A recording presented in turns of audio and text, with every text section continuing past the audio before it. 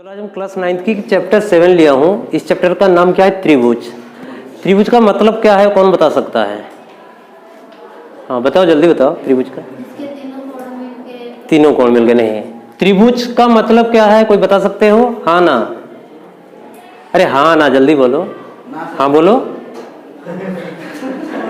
देखो त्रिभुज का मतलब, इसका संधि विच्छेद करने आता है? इसका संधि विच्छेद करोगे तो क्या होगा, लिखो तो त्रिधन भुज, तभी तो त्रिभुज होगा। त्रि मतलब क्या होता है? तीन। भुज मतलब बाहु भुजा कुछ भी हो सकते हैं। तो त्रिभुज का मतलब क्या होंगे? तीन भुजा होंगे। ट्रायंगल का मतलब कौन बता सकता है? ट्रायंगल का मतलब, ट्राई मतलब क्या होता है? ट्राई प्लस एंगल, तभी तो ट्रायंगल होगा। इसका भी संधि विच्छेद करोगे तो ट्राई प्लस एंगल, तभी तो ट्रायंगल होगा। ट्राई मीन्स क्या है? तीन। और एंगल मतलब कोण। नहीं समझा? मतलब त्रिभुज में तीन भुजा होंगे और क्या होंगे? तीन कोण होंगे। तो बना लेते हैं एक त्रिभुज। ए बी सी। ए बी क्या है? भुजा है। बी सी क्या है? भुजा है। ए सी भी क्या है? भुजा है। तो बताओ, इसकी तीन भुजा है तो ये क्या हो गया? त्रिभुज हो गया। अब ए एक कोण हुआ कि नहीं? बी भी एक कोण हो गए, सी भी एक कोण। तो तीन कोण है, तीन कोण होंगे, उसको भी त्रिभुज कहेंगे। तीन भुजा होंगे तब भी क्या कहेंगे? त्रिभुज। और एक चीज ये होता है, और एक चीज क्या है? ए को दूसरा क्या नाम से बोला जाता है? कोण को तो बी ए सी से दर्शाया जाता है ना। ए कोण को कैसे दर्शाते हैं हम लोग? एक्चुअली बी ए सी से दर्शाते हैं, लेकिन इसको शॉर्ट में हम लोग कैसे लिखते हैं? ए से। ठीक। अब ए का नाम क्या है पता है? शीर्ष बिंदु। क्या बोलते हैं ए को? तब कितने शीर्ष बिंदु है? A B C. तो एक त्रिभुज का क्या क्या चीज होता है? तीन भुजा होता है, तीन कोण होता है, तीन शीर्ष बिंदु होता है। क्लियर हो गया ना? इसके बाद इस चैप्टर में जो हम लोग पढ़ेंगे सर्वांग सम। क्या पढ़ेंगे हम लोग? सर्वांग सम। ठीक है। इसको इंग्लिश में क्या बोलते हैं? कॉन्ग्रुएंट। इसको इंग्लिश में कॉन्ग्रुएंट बोलते हैं, हिंदी में सर्वांग सम। सर्वांग सम का मतलब क्या है बताओ, कौन बता सकता है? जैसे त्रिभुज को कैसे तोड़े? त्रिधन भुज, त्रिभुज हो गए। तो सर्वांग सम से क्या समझ में रहे हो बताओ? सर्वांग सम, सर्वांग सम मतलब जिसके सारे अंग समान हो, तभी तो सर्वांग सम। सर्वांग सम दिख रहा है ना? सर्व अंग, सर्वा सम, सम मतलब समान। जिसका सारे अंग समान होगा, मतलब जिसका हर चीज एक जैसा हो, उसी को सर्वांग सम कहेंगे। बात समझ में आ रहा है? सर्वांग सम क्लियर हो गया ना? अब देखो सर्वांग सम की हम प्रैक्टिकली एग्जांपल लेते हैं। जैसे कि मान लो आपका स्टेट बैंक का एटीएम है। स्टेट बैंक का एटीएम में क्या लिखा रहेगा? स्टेट बैंक ऑफ इंडिया लिखा रहेगा, है ना? और ए एटीएम की साइज जितना होगा, मान लीजिए आपका पिताजी का एटीएम है स्टेट बैंक का ही, वो भी उतना होगा कि नहीं? वो भी उतने साइज के होंगे। उसमें भी क्या लिखे रहेगा? State bank of India. ये बात समझ पाए मेरा?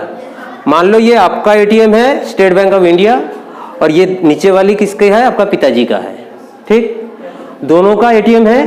अब हम क्या कर रहे हैं? इस एटीएम के ऊपर इस एटीएम को रख दे रहा हूं, ऊपर में लेकर के। अब बाहर से देखूंगा तो एक एटीएम दिखेगा कि दो एटीएम दिखेगा? एक ही दिखेगा।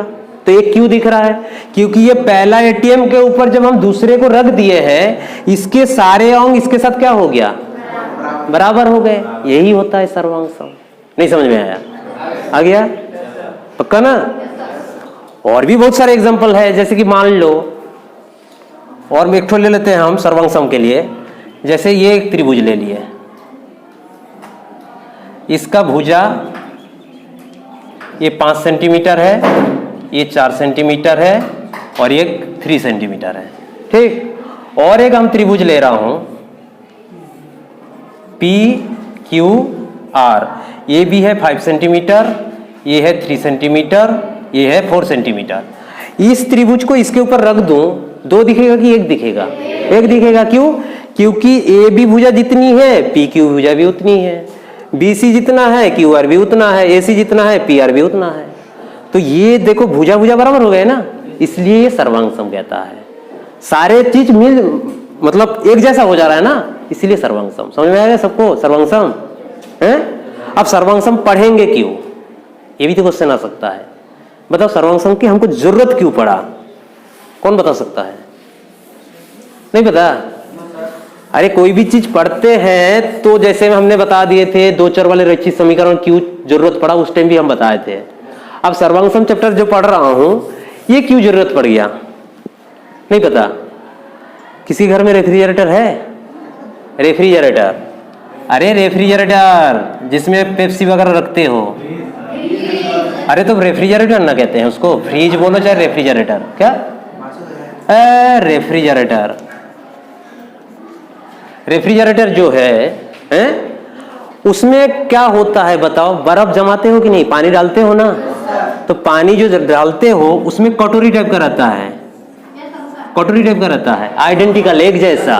मतलब वो कटोरी का साइज जितना उसका गहराई होगा सारे कटोरी का उतना गहराई होगा, एक कटोरी की साइज जितनी होगी सारे कटोरी की साइज उतनी होगी।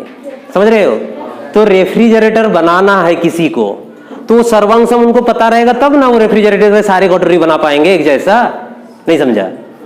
समझ में आया? तो रेफ्रिजरेटर में मान लो इतने सारे कटोरी है तो उसको आइडेंटिकल एक जैसा बनाना है, तो सर्वांग सम क्या चीज होता है उनको पता रहेंगे तभी तो बना लेंगे ना। मान लो ये जो पेन है आपका, पेन में क्या होता है?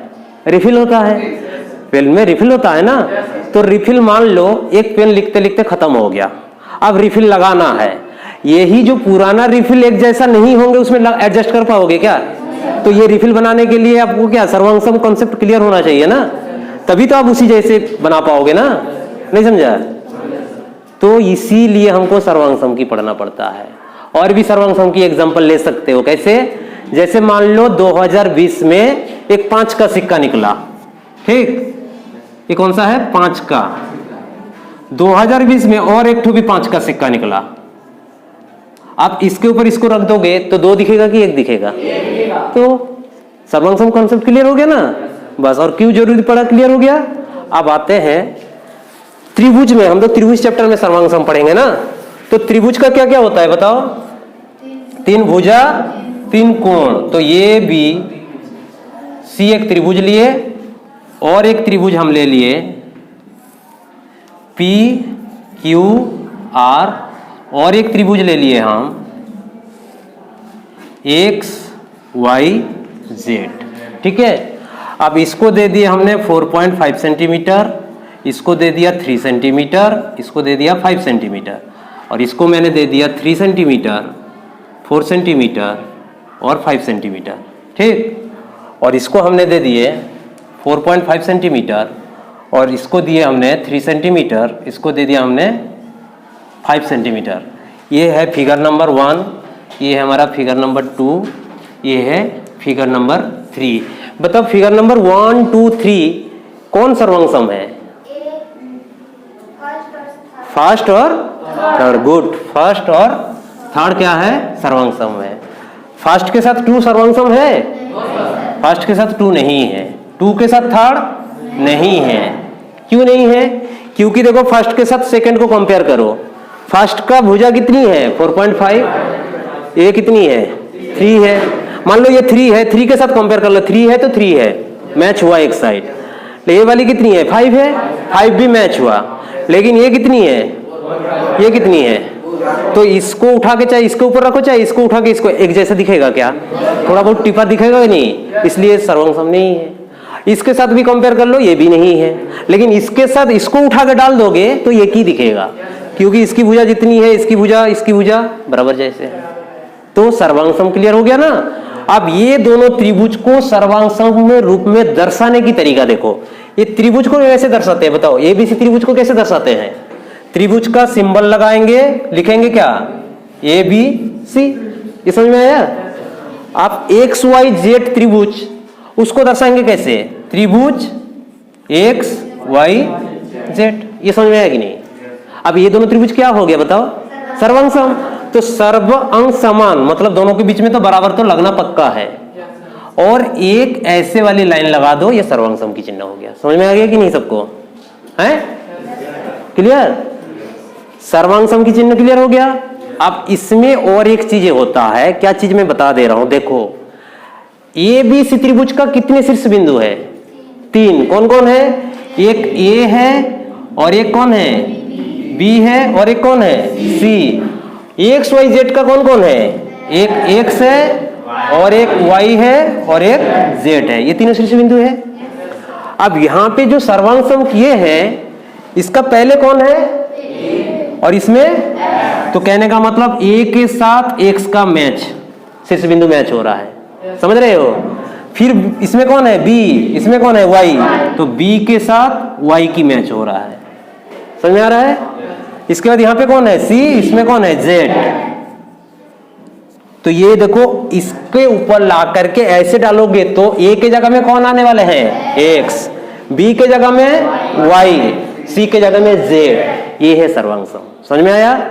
लेकिन इसी चीज को कोई ऐसे लिख दे, त्रिभुज ए बी सी सर्वांग सम वाई, त्रिभुज वाई एक्स जेड, ये गलत हो जाएगा। समझे?